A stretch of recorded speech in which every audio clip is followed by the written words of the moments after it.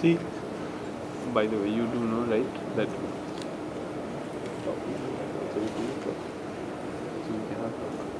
Okay, so we're going to start in like a minute. Just your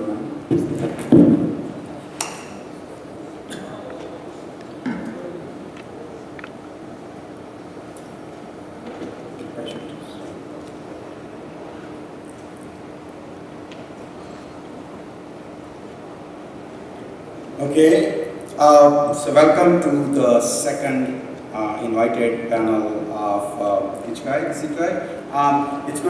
is going to be more for the community about the reviewing best practices. What I'm going to do is just kind of set the stage for it, and then the panelists will sort of say a few words, less than 5 minutes each, about Ichigai reviewing in general and AI reviewing in particular. AI reviewing in general, from their perspectives. I'll introduce them in a minute. And then mostly it would be questions from the audience. If everything is working extremely well with reviewing, we'll be done much faster. We'll have a longer coffee break.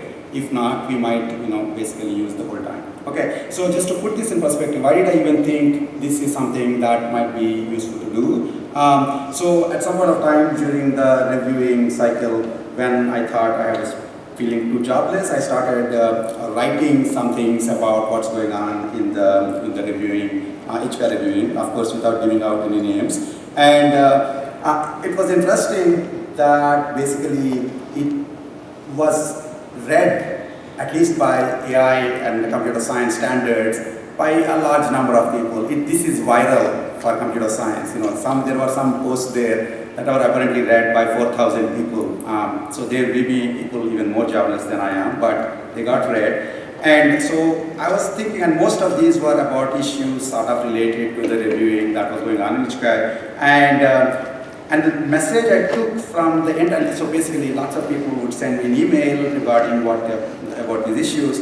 And then so the message I took from there is not so much that I can write things other than technical papers, but that really there is some pent-up demand in the community to have these issues aired publicly. We want to think about them not every month, but I guess the last time I know at the III and Ichigai we have done this is at least 4 years back. Okay, so I thought it might be useful to look at some of these issues. I myself had brought up some issues regarding the fact that we raise these huge program committees every year only to restart all over again from scratch. So I call this the Burning Man Ichigai style. I talked about the fact that we have this spinning wheel of fortune. This is continuous conference deadlines, and sometimes we wind up getting papers that are barely changed from one conference deadline to the other conference deadline. And in fact, some of these probably obviously have answers. You could possibly consider things like standing review boards for the program committees. We could start looking at things like TACL, TACL, which are PVLDB, proceedings of VLDB style things for AI too. And then there was this things like hyperpaper productivity, which somehow seems to have caught on a lot, and everybody wants to know who the people are, so that I guess presumably they can co-author with them. Sorry, I can't tell you. I'm writing papers with them myself.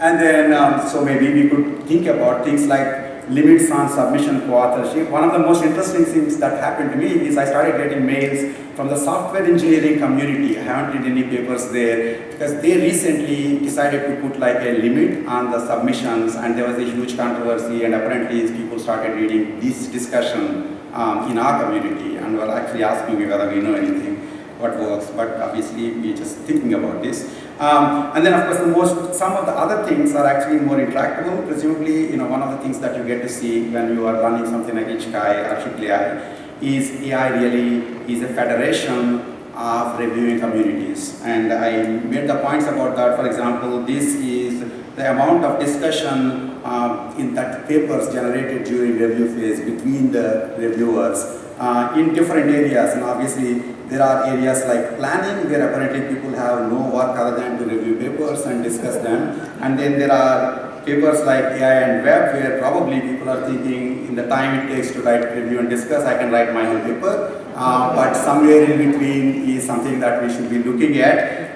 So obviously it's worthwhile realizing that these things exist in the community. And then, so I thought, these are just some of the issues I brought up, but the fact that there was interest in it made me think we really should talk about these. And then, not everything can be solved in one panel, but it would be good to have other people who that would have taken part in these kinds of reviewing and kind of running these kinds of conferences to actually have some words there, and then we can actually discuss with the audience. So the panelists here are Mausam. Actually, I'll go from this side, I guess. Andre actually is one of these multi-ribboned program committee members.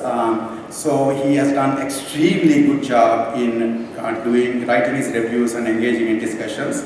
And so he would make some comments, I guess, as a program committee member perspective, what worked and what didn't work. Sven Sveiken, who is another of these multi-ribboned senior program committee member, he was just so proactive. I remember, whenever I get a mail from him, it wasn't because he was trying to ask me to solve a problem, but he asked, can I solve this problem, with your permission? Please do, that's great. So, he would bring up some issues that worked or not worked from the senior program committee person. And then I have two amazing area chairs. I have lots and lots of amazing area chairs, but this panel cannot be more than about 5 people. So I requested Thomas Eiter and Vita Ang. Thomas Eiter basically comes from the KR community, and they take Ichikai as well as reviewing, it seems like, much more seriously than some of the other communities. And then Vita Ang comes from natural language processing community, where there are interesting challenges because NLP has its own huge set of conferences, and it was interesting to see how to coordinate with them. And then finally, I have real words of wisdom from Michael Wellman, who actually just ran IIII as a program co-chair, IIII 16, and Chang Yang, who did this whole thing last year on Ichikai 15. So these are the people that I thought would give some comments on this. I did ask some people from the program committee who did the worst job so that they too can give their perspective. For some reason they didn't answer my request. So we don't have those. The format is, as I said, the panelists make these small, quick observations, and they'll come, each of them, and then make their observations. And then we'll go sit, everybody will sit there, and then we'll have a panel discussion. Okay, and then that's the format. What we hope to achieve, look at what worked, think of what can be improved, both from our side as well as from the community side, you other guys. And then touch on some topics that the committee might want to think about for the longer term. These may not just right away change, okay? But it's worthwhile. Now, why do this? What's the point in doing this sort of a thing? I think it's actually good to air these issues. It can influence future conferences. The audience in front row are Carlos Sierra and Satinder Singh. Carlos is running Ichikai 17. Satinder is the program co-chair. And Charles too, oh my God. So basically, the first rate masochists are sitting right in the front row. And so they can actually take notes from this, and it basically might help. And then the other thing I feel is some of this is kind of obvious for people, old fogies, but the great thing about Ichikai and IIII and AI community as a whole is we are expanding. There are just so many new people coming in, and sometimes it makes sense to actually talk about this openly so that people will know what the culture is, what is expected. So for example, I had situations where people would think that writing a review, online review saying this paper is very good and giving a 5 and moving on is a reasonable thing.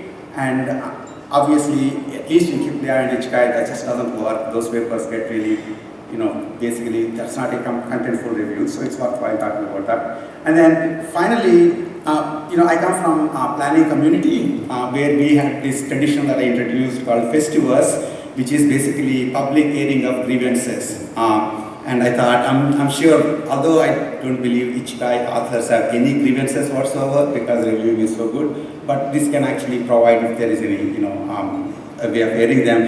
And in the community, in planning, actually, this sort of open meetings did help in changing our own reviewing culture. So I have examples to believe that this thing can work. So trust me. Okay. And then, even though we might say something critical about our own reviewing and our own community in this panel, that's not to at all say that the system is broken in any way. As I wrote to the program committee at the end of the review cycle, I still think this is a great community where, as I said, many papers I've seen in getting a quality of reviewing that other fields can only really dream about. So we are not saying the system is broken, we're just saying let's talk about a few things that might be improved. Okay, that's it. And then one last thing, what this panel is not about. No, you won't know the identity of the hyper-productive people. As I said, I will be writing papers with them. The second is, when you bring up questions from the floor, please don't ask any of us, why is reviewer number 7 of my paper number 15 that mean? I can't answer it. Even if you get me drunk outside the panel, I probably can't answer it. But if there are general issues that you think would be relevant from your experience to the community, please do bring up. So with that, I will stop, I'll sit down, and then we'll have Andre will be the first person to start.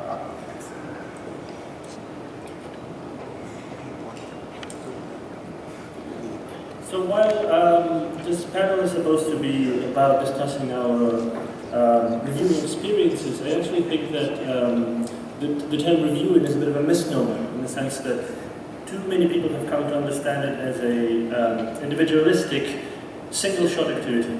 You get the paper, you write the review, after reading it somewhere in a coffee shop alone, you submit it, and you are done. Instead, I prefer to think of what we have been doing as paper evaluation, which in contrast to reviewing is you might even call it social, multi-step activity. It's an activity that requires you to exchange ideas with your fellow reviewers and with the authors themselves, and to repeatedly respond to new arguments and defend your own. In other words, reviewing is just the first step of the evaluation. You can liken reviewing to yelling out your opinion, and the process of evaluation is defending your opinion after you've yelled it out, after you've blurted it out. Now, so what makes for a good discussion? I think what makes for a good discussion is when every participant of it, including the authors and the reviewers themselves, are putting their best into maintaining the balance between defending their position, holding their ground, and backing off when they feel that they're wrong.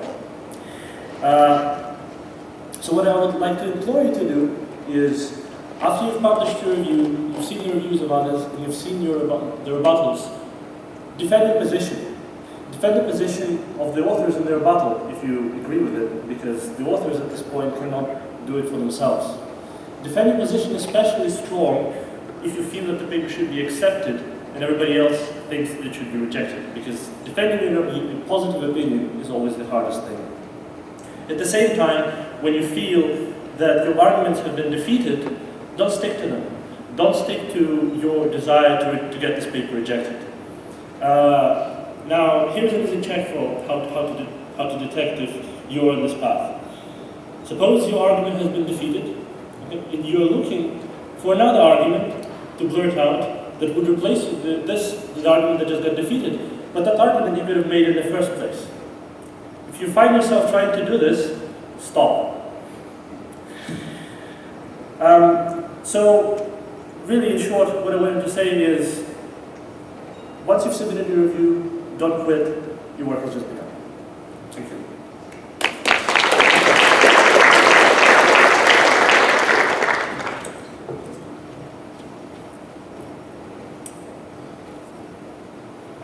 I'll try to make 3 kinds of comments, addressing first authors of papers, then PC members, and then perhaps the community at large.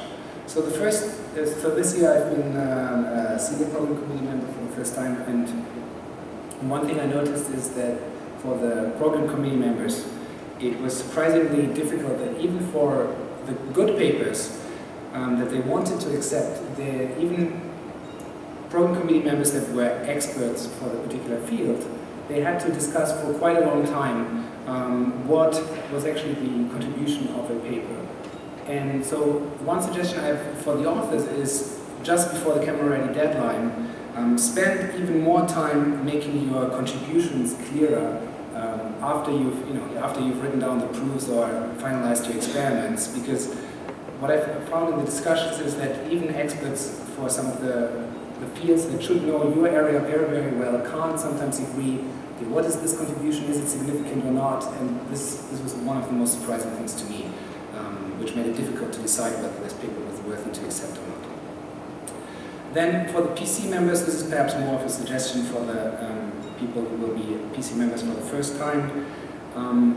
When you're an author, when you're a PC member for the first time, perhaps you think, okay, I've received reviews many times in my life, and now I'm for the first time writing a review, so I'm writing it for the authors mostly, to give them as much feedback as I can. But you have to keep in mind, this review that you're writing has two audiences. It has the authors, but also the program committee, so in particular the senior program committee member who has to help give input whether this paper later should be accepted or not.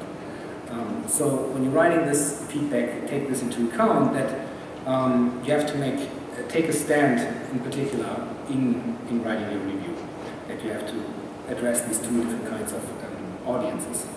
And this should be clear, but when you're reading these reviews from a senior program committee member's point of view, sometimes it's not so obvious. When you're writing your reviews, these are, as Raoul pointed out earlier, it's a bottom-up process. In some sense, you have quite a lot of power over people's lives, right? When the number of HKI papers or IIIA papers that people get accepted at the end of their PhD will affect where they're going in their academic career. So how much effort you put into these can determine where people's lives go. So you should take these jobs very seriously. And then perhaps the most important point I want to make is, and this is something I only saw as a senior program committee member, is the danger of herding. So when all the program committee reviews were in, 3 or 4 reviews, then oftentimes there were, let's see, 3 or 4 reviews. Half of them were perhaps positive, like weak accept, half of them were weak reject. And then most of the PC members think this is a voting process. And when there are 3 weak accept and 1 weak reject, the weak reject member thinks, oh, okay, so the majority seems to think this is an accept, so I will also switch my vote, and then the paper is accepted. But this is totally not how it's supposed to be. It's not after the first round of reviewing that we simply take a vote and then it's decided. This is only, as Andre also pointed out, this is the beginning of the discussion phase.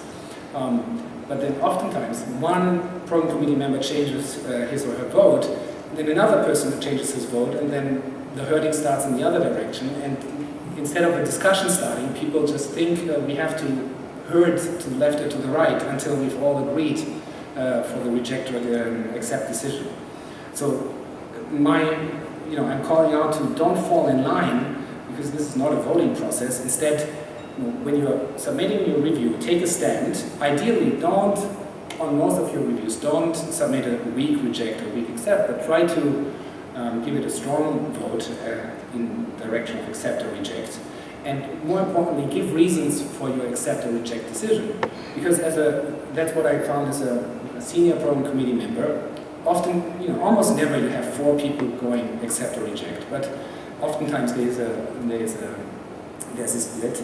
And then you have to kind of feel out, okay, which of the program committee members are more convinced of their decision and which are less convinced. And then in the discussion phase, you will always have some program committee members that are more quiet, that don't reply to the discussion for a couple of days. And then you have to feel out, okay, which of the program committee members understood the paper really, really well. And you have to read between the lines sometimes in the detailed review. Okay, who's the most expert in this particular paper? And for this, you really need to see what was the reason why this person gave it a strong accept, or what was the reason why the person gave it a strong reject. Right? And sometimes one sentence can make the difference in identifying, okay, should this really be accepted or rejected, or in steering the discussion, or in making the decision to get a 4th review or to get a 5th review, because at the current stand, you can't make a decision yourself. Yeah, so this is these are my comments on the review process from my experience this year. Perhaps a discussion point we could discuss later is this year at ITCHGAI we didn't have an appendix, while for AAAI I think we're going to have an appendix again for AAAI 2017. And I think this is something we might discuss as a community, whether the two main conferences should be synced up or not, and what are the pros and cons of these appendices, and also how this influences the review process, how the appendix should be evaluated or not evaluated. Okay, thank you very much.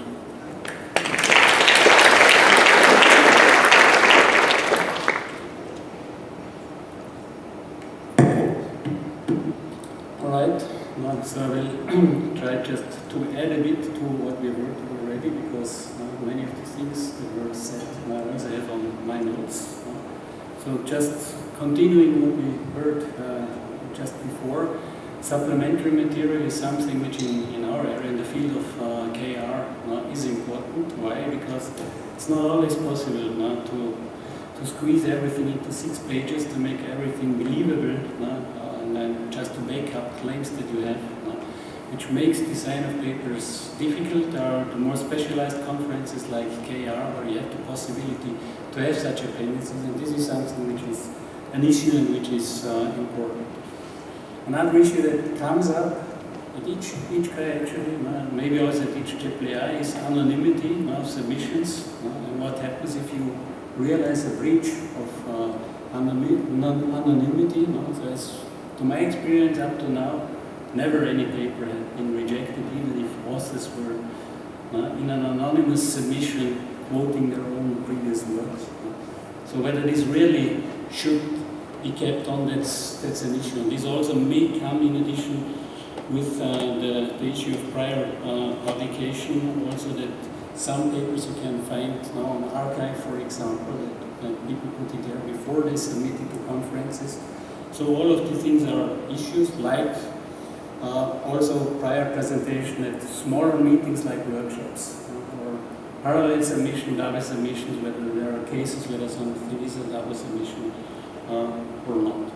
So these are just issues that pertain to papers.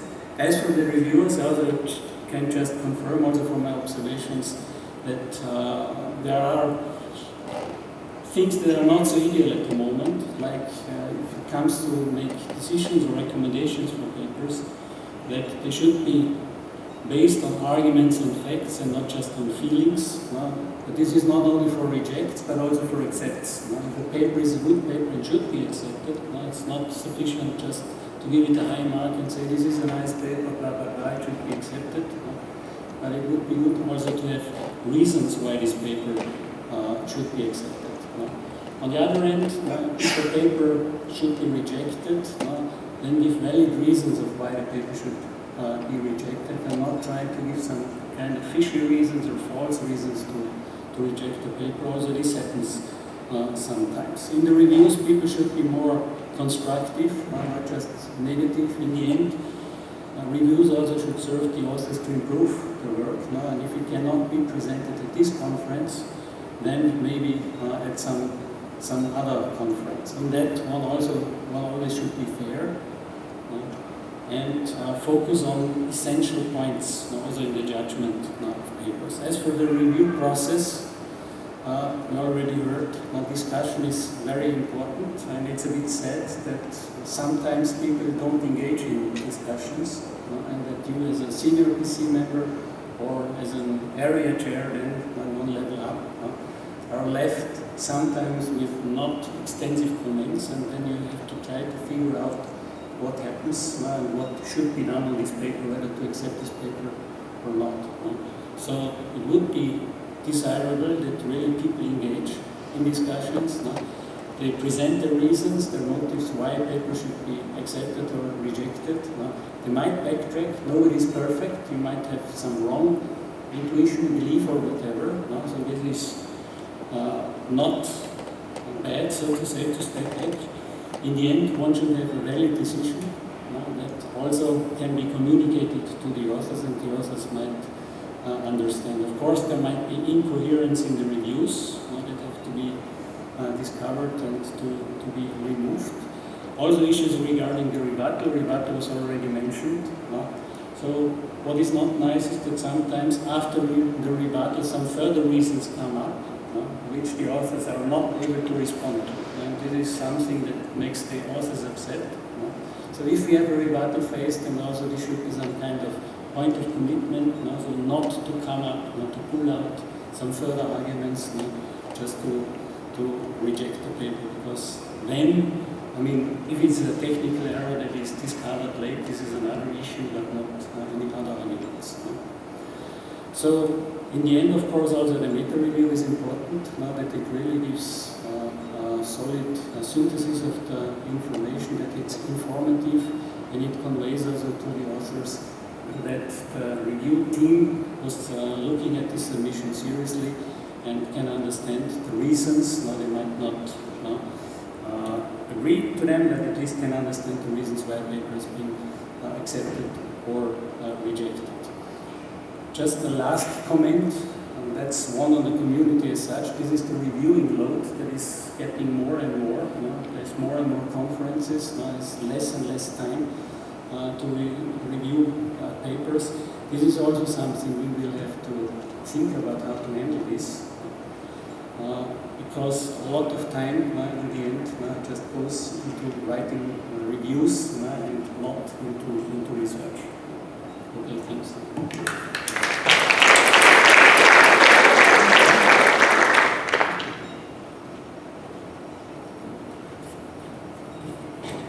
Good afternoon, everyone. So I want to give some comments from a natural language processing or NLP perspective. So first, what I observe is there's a different reviewing organization between ICHCAI and the NLP conferences, including NAACL, ACL, and EMLP. That is, in ICHCAI, for example, in NLP, we have several area chairs covering the area of NLP, but each area chair is not assigned some specific sub-areas of NLP that each is responsible for. So then the area chair then recruits SPC members. Again, these SPC members can be in any sub-areas of NLP, not tied to any specific sub-areas. And similarly, then the SPC members recruit the PC members, and it is the case in ICHCAI that each PC member does not belong to the SPC member that recruited the PC member.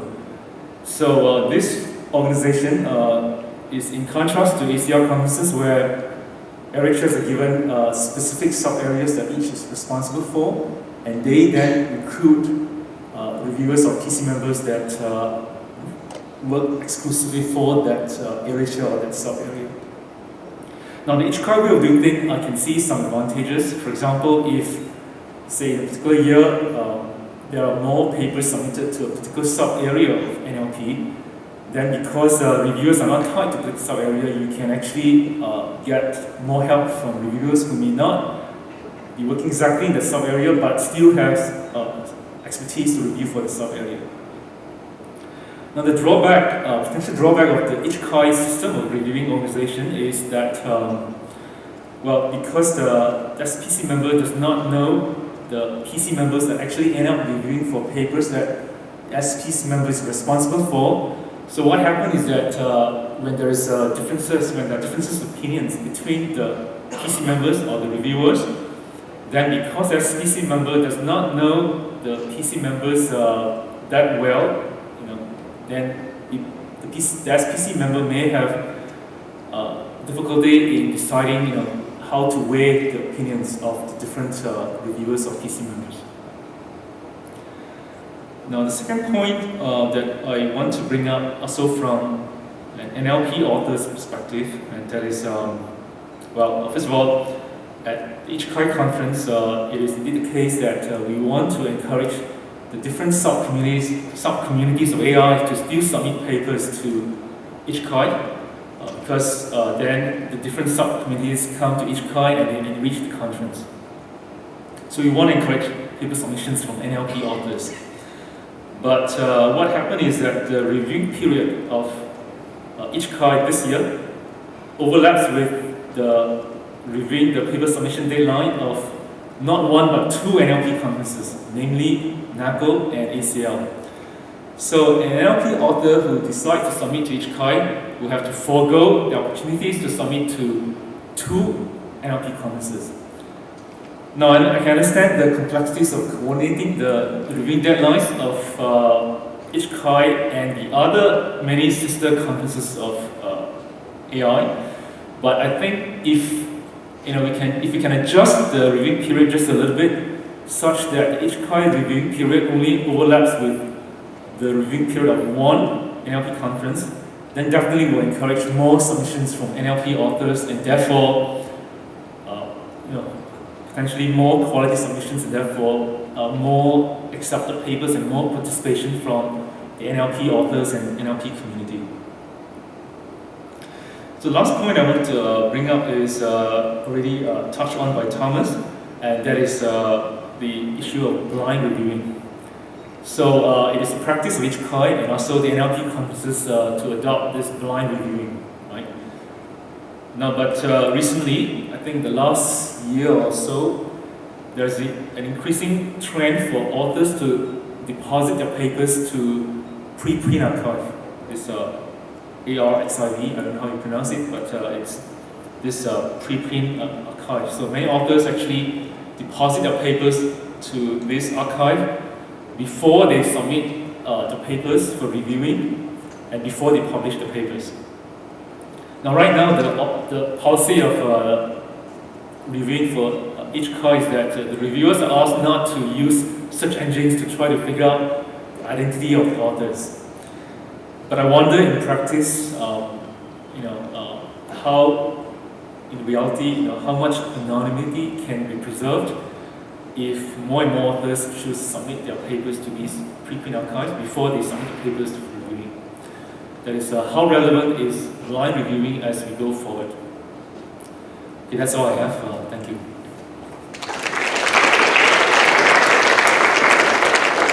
So I realized to my embarrassment that I forgot to actually introduce Mausam. In fact, he is, in a sense, Mausam and Evgeny ran the AIW track. He has humongous visibility into the program. I talk to him almost every day, and so sorry for forgetting, but I was actually going to introduce myself because of that, so I can't do that anymore. I was co-chairing AI and Web with Evgeny Grabdilovich from Google. So I thought that I will take this opportunity to give you a sense of what went on in this particular track. So AI and Web is sort of like a vertical track with Web as the application test bed, with more applied papers which may make theoretical and foundational contributions but primarily focused on realistic applications that are potentially deployable on the web. So that makes this particular track somewhat heterogeneous because there is no one core idea or a theoretical model or a core principle that is being used in all these papers.